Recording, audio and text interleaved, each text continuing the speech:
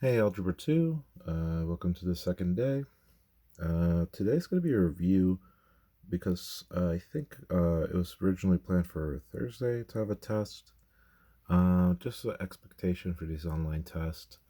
I can't grade it as a test. It'll be graded as pass-fail. But I will ask you guys to try to take 40 minutes and just sit down somewhere silent if you could try. And try yourself as if you were taking the test in real life, okay? In like school, I should say.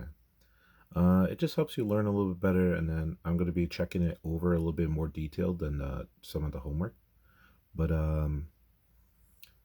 that's the expectations for the test. Please don't stress about it. There's no need to. And I just want to do a review period or review day, just so, there's no surprises, hopefully. Okay, so we have our equation here. This is the square root function. And this is from 3.5, I believe. So I'll put that there, 3.5. Okay, so let's go through this. We have 2 times x, the root of x minus 3 plus 1.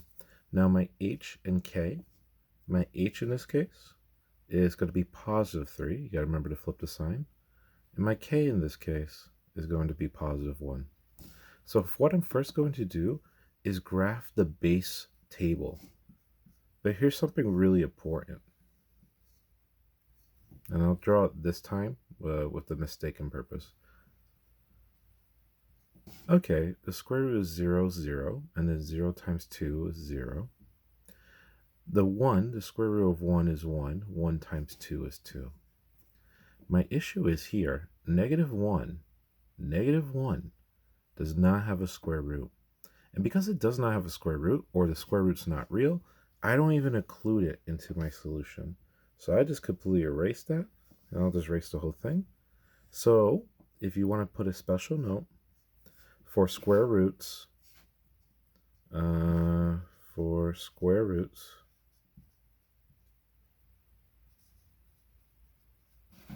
only 0 and 1, okay? So for square roots, only 0 and 1. And let's just do it. Square root of 0 times 2. I'm doing it again just to make sure everyone follows. Equals 0. Because the square root is 0, 0. 0 times 2 is 0. And then 1. 1, the square root of 1 is 1. And then 1 times 2 is 2. So this is our base. Now we're going to our shift. So here's the shift. So x, y,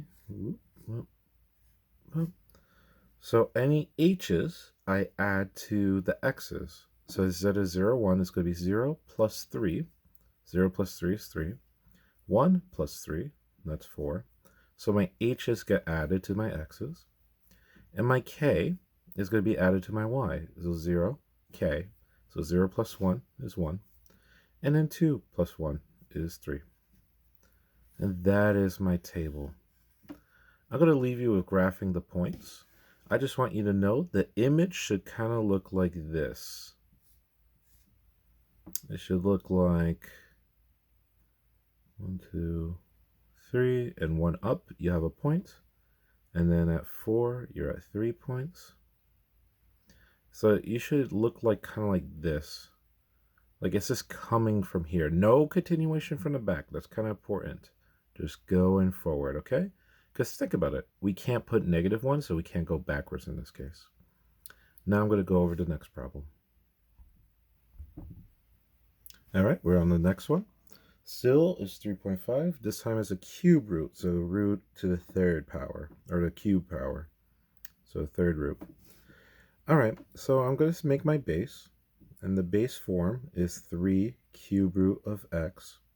Now, what's very important, a cube root can have a negative, so it's okay to go negative 1, 0, 1. The cube root of negative 1 is going to be negative 1. Let's just check that out. Negative 1 times negative 1 becomes positive 1. That's 2. And then the third one, positive 1 times negative 1, is negative 1. So it goes back to negative 1. But negative 1 times 3. Some of you guys forgot that in your last homework, I think number 18, to multiply that multiplier right here in the front. So negative 1 times 3 is negative 3. 0 times 3 is 0. And 1 times 3 is 3. So usually your toughest problems here is the base, because from here, all you have to do is identify what your h and k is. So your h in this case is -2, but you got to flip the sign, so it's +2. Don't forget that. And k stays the same sign, so 1. So now we're going to our shift. You know what it is, shift. So we're going to our shift and our table, x, y. So that is, I'm going to add 2 to all my h's, or my x's. So I'm going to add h to all my x's. So -1 plus 2 is a +1. 0 plus 2 is a 2. And then 1 plus 2 is a 3. Now I'm going to take my k's and add it to my x's. -3 plus 1, make sure is -2, not -4. I can see that problem happening with some people. 0 plus 1 is 1. And then 3 plus 1 is 4. So that's in my table. I'm happy with that. To graph it out, and then I put my questions on the review paper. So if you want to use that to help, that's fine. And you want to graph it out just to practice that. So this one over here, it's +1, -2. So I'm going right 1, down 2. I realize it's not on the camera. So I went right 1, down 2. So I'm going to go 2 right now. So 2, 1. So 2 right, and then 1 up. And then this one is at 3. I'm going to go 1, 2, 3, 1, 2, 3, 4 up. So at 3x, it's 4y. And I just want you to know the image should kind of look like this. Kind of like that. There's a bigger reason why it looks like that.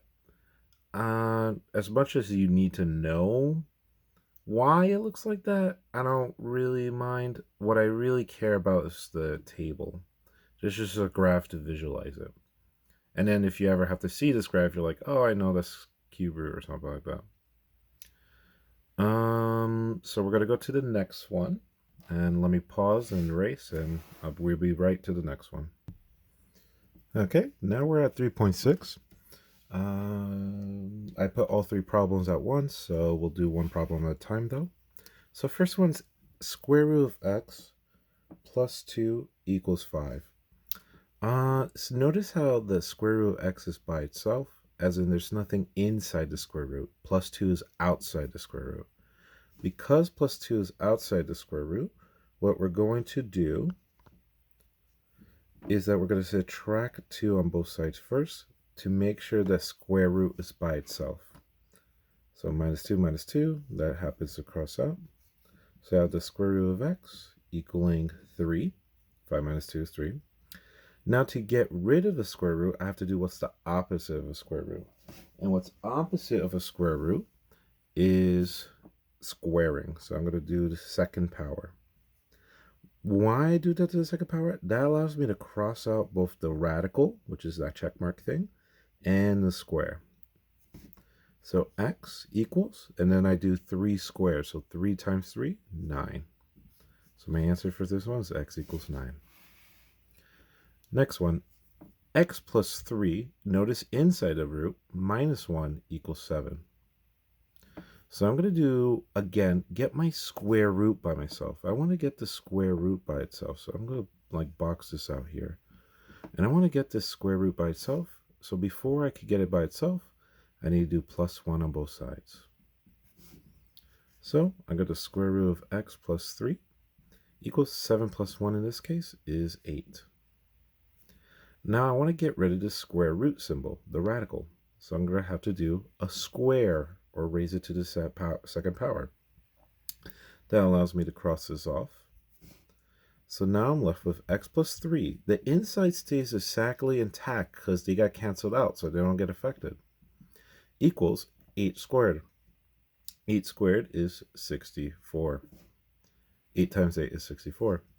Then I simply subtract 3 on both sides. X equals 61. Let's box it. And we are done with that one. The last one, and I gotta move my camera a little bit, is 2 cube root of x minus 1 minus 7 equals negative 15. And I use this one just because this is like the highest level of like difficulty. But I don't think it's difficult. It's just more that there's just a lot of steps to it. So there's a lot of potential mistakes. Okay, so I want to get my cube root in this case, but still a root by itself. So in order to get this box by itself, I'm going to treat it like a variable. So I would add 7 to both sides first. So plus 7, plus 7. So now I'm left with 2 square root, or cube root, x minus 1, equals negative 15 plus 7. That is going to be a negative 8. Oh, wait. Yeah, negative 8. Okay, so I still need to get my cube root by itself. The cube root is not by itself yet. So I'm going to divide by 2 on both sides. Because it's multiplied by 2, I got to do the opposite, which is divide by 2. So cross out the 2's here. I have cube root x plus minus 1 equals negative 8 divided by 2 is negative 4. Okay, so negative 4. And I have a cube root, so a root of a third power. So I'll give you a second to guess. What do you think I would have to raise the power by? Just like Dora the Explorer, maybe I'll just say, yeah, you're right. It is 3. So we're going to go cross that out, and we got x minus 1 equals negative 4 to the third power. So negative 4 to the third power, negative 4 times negative 4 becomes a positive 16. Then positive 16 times negative 4 becomes a negative 64. From there, we're just going to add 1 on both sides. X equals negative 63. Remember, negative 64 plus 1, that'll be a little smaller negative, so negative 63. Okay, I think we're almost done. I think I got 1 or 2 more problems. A growth and decay, I imagine. Yeah, so we'll get to that. What's really nice about video editing is that I don't have to waste the time of drawing it. I just stop the video and then restart it, and we're already on the next question. So, with the magic of video editing, we're going to go on to 4.1, graphing a decay function. So from the homework of yesterday, I could see that most of you guys understood the base and then changed it to the shift. And we already kind of did that with the square root earlier on this review. So we're just going to do that again for 2 more problems. One for growth, which means it gets bigger and bigger. And by the way, you know it gets bigger and bigger just because this number is bigger than 1. So imagine what's happening is I'm doing times 3, times 3, times 3, times 3, times 3. That's going to get bigger and bigger and bigger. Okay, so my first off is I got to make my base. I have no restrictions on my x's, or my domain, I should technically say. So I could go negative 1, 0, 1. And this is my base. And the base is going to be 2 times 3 to the x power. No h, no k. Don't forget, there's a 2 here. A lot of guys forgot about the 2, or I believe in number 18 from the homework, it was a 3. Forgot this number here. And make sure you're multiplying it, not adding it. So 3 to the negative 1 power. So 3 to the negative 1 power. Remember, a negative 1 power moves it down. So that becomes 1 over 3. Times that 2 in front. So this is coming from the 2 in front. So 2 over 1. That becomes 2 over 3. If you want to know as a decimal, that should be around 0.66. Like 0.66 repeating. Okay, 3 to the 0 power. Well, lucky for us, 3 to the 0 power equals 1. And then 1 times 2 is 2. 3 to the 1 power. So 1 power just leaves it the same. So 1 power is 3 to the 1 power is 3. And then 3 times 2 is 6. Not 5, 6. Okay, so that's our base. Let's move it to the shift. And before I can move to the shift, I got to point out what my h and k is. So h is that plus 1 or negative 1? I typed a plus 1, so that makes my h a negative 1. And then my k happens to be a negative 4. Okay, so now redraw my table. My h's are going to go down -1, so -1. So that's going to be -2, -1, and 0. And then my k is going to move down 4. So that's going to be -3 1/3. If you want that as a decimal, that should be, because you're doing 2/3 minus 4. 2/3 minus 4, or 0.66 minus 4, is going to leave you -3 1/3, or -3.33. -1, oh wait, what's this one? Oh, k. So 2 minus 4 is -2. And then 6 minus 4 is +2. So how to graph this? Our x's are negative, so we're going to go backwards a bit, so left 2. And then our y is negative, so we're going to go down in this case. So that's -3 1/3. So some people get nervous, like, oh, Mr. Tobo, how do we graph 3 in a decimal? Well, -3 in a decimal has to be between the space of -3 and -4. So I'll just put it somewhere in between, a little closer to 3. I don't pull out a ruler and check it. That doesn't bother me. Again, I care about the table more. This is more auxiliary. -1 at -2, so that's over here. And then at 0, it's at +2, which is really high up here. And it is an exponential growth. So when you have a variable as an exponent, so it's like a roller coaster. It starts slow and you start ascending. Except this roller coaster is a little strange because you just never stop ascending. All right, we got one more question and then we'll be done. Okay, so this video doesn't get too long. I think we're around the 17-minute mark. I just drew the tables early. Okay, so same process. My base is going to be without h and without k. So that's 2 times 1/2 to the x power. No h, no k. And we're going to use -1, 0, 1. Again, no restrictions on what could be as an exponent.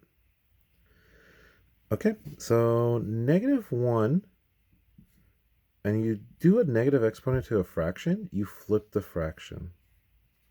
So it becomes 2.